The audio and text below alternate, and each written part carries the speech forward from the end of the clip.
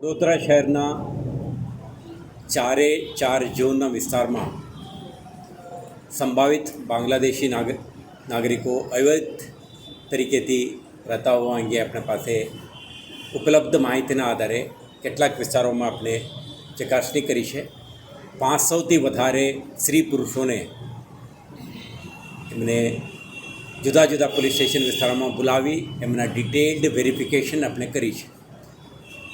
આ વેરિફિકેશન દરમિયાન આપણે જે કેટલાક પ્રકારના એલિમેન્ટ્સ, ખાસ કરીને કોઈ ઇન્ડસ્ટ્રીયલ વર્કર, કોઈ સ્પા કે હોટલમાં કામ કરતા લોકો અને કોઈ અન્ય વિસ્તારમાં ગોલ્ડ જ્વેલરી કે ઇમિટેશન જ્વેલરીના જે ઇન્ડસ્ટ્રી સાથે જોડાયેલા કેટલાક શકદારો હતા, આવા તત્વોને આપણે વેરિફિકેશન કરી છે. આ રીતે કરેલ ચકાસણી દરમિયાન આપણે 5 જેટલા ઇસમો જેમના પાસે ઓરિજિનલ કે કોપીઝ ઓફ જે બાંગ્લાદેશ આઈડેન્ટિફિકેશન કાર્ડ છે એવા ડોક્યુમેન્ટ પણ આપણે મળ્યું છે, જેમના આધારે આપણે એમને સસ્પેક્ટ બાંગ્લાદેશી નેશનલ તરીકે ગણીને આગળની તપાસ હાથ ધરી છે.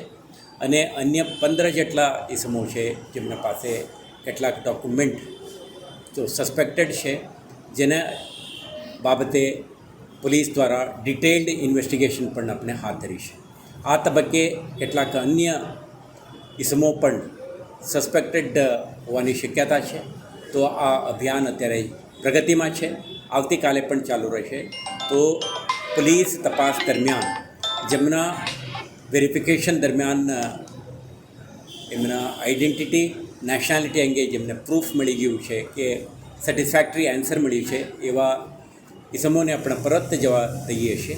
જેમના અંગે વધુ તપાસ હાથ ધરવાનું છે એમના તપાસ આ તબક્કે ચાલુ છે. જ્યારે વધુ વિગતો અને ડિટેલ્સ મળશે ત્યારે વખતો વખત મીડિયા સમક્ષ આ વિગતો મૂકવામાં આવશે.